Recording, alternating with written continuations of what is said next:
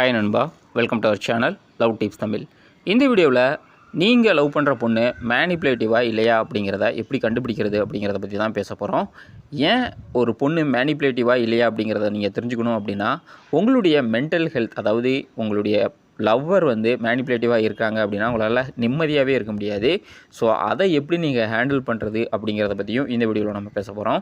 அதுக்கு முன்னாடி சேனலுக்கு புதுசாக இருந்தால் மறக்காமல் சேனலை சப்ஸ்கிரைப் பண்ணி சப்போர்ட் பண்ணுங்கள். நம்ம சேனலோட நோக்கம் நெகட்டிவ் மைண்ட் செட்டில் இருக்கிற பசங்களை பாசிட்டிவ் மைண்ட் செட்டுக்கு மாற்றி சக்ஸஸ் ஆகிறது மட்டும்தான். Number 1, she twist your words. நீங்கள் யதார்த்தமாக தான் ஒரு வார்த்தையை சொல்லியிருப்பீங்க. ஆனால் அந்த பொண்ணு பார்த்தீங்க அப்படின்னா அந்த வார்த்தையை ட்விஸ்ட் பண்ணி உங்களுக்கு எதிராகவே பேச ஆரம்பிச்சிருவாங்க. நீங்களே ஒரு ஸ்டேஜுக்கு மேலே, அதாவது டிப்ரெஷன் தாங்க முடியாமல், நான் சொன்னது தப்பு தான்ப்பா அப்படின்னு சொல்லிட்டு மன்னிப்பே கேட்பீங்க. அந்த மாதிரி திரும்ப திரும்ப அதே வார்த்தையை சொல்லி உங்களை இரிட்டேட் பண்ணுறாங்க அப்படின்னா நீங்கள் லவ் பண்ணுற பொண்ணு மேனிப்புலேட்டிவ்.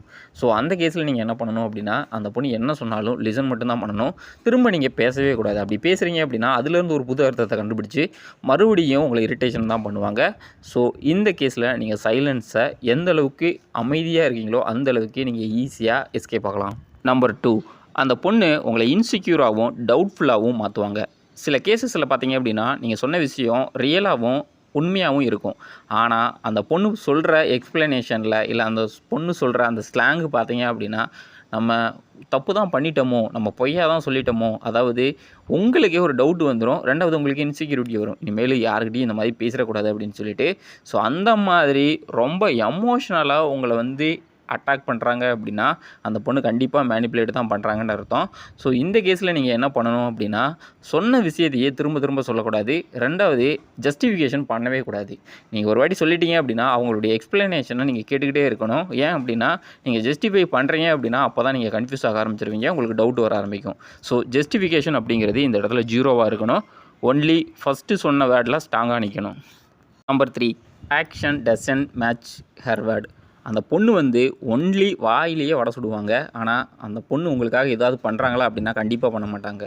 அந்த மாதிரி உங்களை அதாவது அவங்களுடைய கண்ட்ரோல்லே வைக்கணும் அப்படிங்கிறதுக்காக ஸ்வீட்ஸான நிறைய வேர்ட்ஸை சொல்லுவாங்க.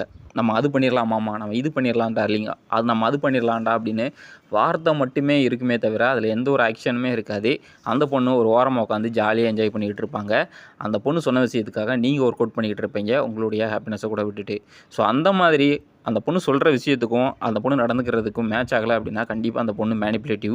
ஸோ இந்த மாதிரியான விஷயத்தில் நீங்கள் ஃபஸ்ட்டு டைம் சொல்கிறாங்க, அதை இம்ப்ளிமெண்டேஷன் பண்ணலை அப்படின்னா அடுத்த டைம் நீங்கள் மூஞ்சில் அடித்த மாதிரியே சொல்லலாம், நீ இப்படி தான் சொல்லுவா, நீ பண்ண மாட்டே அப்படின்னு. அது அந்த டைமில் அவங்களுக்கு ஒரு அவேர்னஸை கொடுக்கும். ஓகே, நம்ம மேனிப்புலேட் பண்ணுறது அவன் அலோவ் பண்ண மாட்டான், ஸோ நம்ம கொஞ்சம் அவேர்னஸாக இருக்கணும் அப்படின்னு. நம்பர் 4, எல்லா பொண்ணுங்கக்கிட்ட இருக்கிற ஒரு மிகப்பெரிய வெப்பன் என்ன அப்படின்னா இந்த எமோஷனல் பிளாக்மெயிலிங்.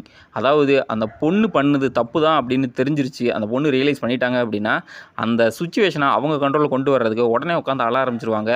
நான் உனக்காக தான் பண்ணினேன் அப்படின்னு அழுதுகிட்டே சொல்லுவாங்க. அதாவது நான் பண்ணினது தப்பு தான் அப்படின்னு ஒத்துக்கிறதுக்கு மனசு வராமல், நீங்கள் தப்பு பண்ணிட்டீங்க, ஆனால் நான் உனக்காக தான் பண்ணேன், அது தப்பாக போயிடுச்சு அப்படின்னு அந்த சுச்சுவேஷனை ப்ளேம் பண்ணுறதுக்கு பொண்ணுங்க யூஸ் பண்ணுற ஒரு ட்ரிக் தான் இந்த எமோஷனல் பிளாக்மெயிலிங். ஸோ ஒரு பொண்ணு எல்லா விஷயத்துக்குமே எமோஷ்னலாக நடந்துக்கிறாங்க, எமோஷ்னலாக ஆக்ட் பண்ணுறாங்க, இல்லை ரியாக்ட் பண்ணுறாங்க அப்படின்னா அந்த பொண்ணு சரியான மேனிப்புலேட்டிவ். ஸோ அந்த மாதிரியான கேசஸில் நீங்கள் ரொம்ப ரொம்ப அவேர்னஸாக இருக்கணும். ஏன் அப்படின்னா எமோஷ்னலாக நீங்கள் ஒரு விஷயத்தை அப்ரோச் பண்ணுறீங்க அப்படின்னா கண்டிப்பாக அந்த இடத்துல நீங்கள் முட்டாளாக தான் மாறிடுவீங்க. நிறைய லாஸஸ் இருக்கும், அது ஃபினான்ஷியலாக இருக்கலாம், இல்லை உங்களுடைய லைஃப்பில் ஒரு பியூட்டிஃபுல்லான விஷயத்தை நீங்கள் இழந்துருவீங்க.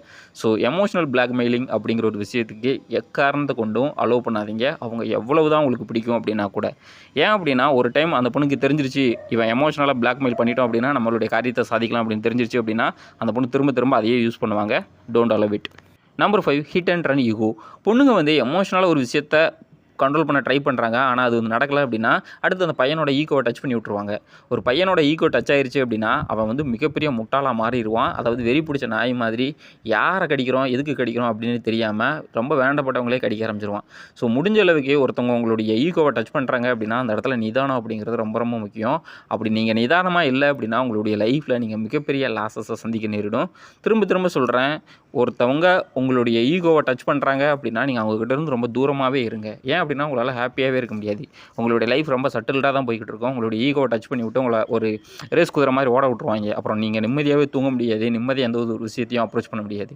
ஸோ முடிஞ்ச அளவுக்கு ஈகோ அப்படிங்கிறத தூக்கி ஓரமாக வச்சுட்டு ரியாலிட்டி என்ன, லாஜிக்கலாக ஒரு விஷயத்தை எப்படி அப்ரோச் பண்ணணும் அப்படின்னு அந்த விஷயத்தை அப்ரோச் பண்ணுங்கள். ஏன் அப்படின்னா ஒரு பொண்ணு ஒரு பையனோட ஈகோவை டச் பண்ணி விட்டு சக்ஸஸ் ஆக்கினதெல்லாம் இங்கே ரொம்ப கம்மி. ஆனால் அந்த பையனோட ஈகோவை டச் பண்ணி விட்டு அவனை வீக்காக மாற்றி அவன்கிட்ட இருந்து நிறைய, அதாவது ஃபினான்ஸாக இருக்கலாம், நிறைய அவனுடைய லைஃபையே வந்து திருடின பொண்ணுங்க தான் இங்கே அதிகம்.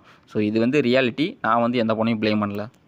ஃபைனலாக நான் என்ன சொல்ல வரேன் அப்படின்னா, மேனிப்புலேட்டிவ் அப்படிங்கிற ஒரு ட்ரிக்கை பொண்ணுங்க எப்போ யூஸ் பண்ணுவாங்க அப்படின்னா, ஒரு பையன் வீக்காக இருக்கும் பொழுது, இல்லை அப்படின்னா அந்த பையன் தொடர்ந்து அலோவ் பண்ணும்போது மட்டும்தான் யூஸ் பண்ணுவாங்க. ஃபஸ்ட்டு டைமே நீங்கள் ஒரு வார்னிங்கோ இல்லை கொஞ்சம் கோவமாக பேசிட்டீங்க அப்படின்னா கண்டிப்பாக அந்த மேனிப்புலேட்டிவ் டெக்னிக்கை அவங்க அங்கேயே ஸ்டாப் பண்ணிடுவாங்க. எப்பயுமே ஒரு விஷயத்தை ஞாபகம் வச்சுக்கோங்க, உங்களால் கண்ட்ரோல் பண்ண கூடிய விஷயங்கள் சில இருக்கும், கண்ட்ரோல் பண்ண முடியாத சில விஷயங்கள் இருக்கும். இந்த மேனிப்புலேட்டிவ் டெக்னிக்லாம் பார்த்தீங்க அப்படின்னா உங்களால் கண்ட்ரோலே பண்ண முடியாது.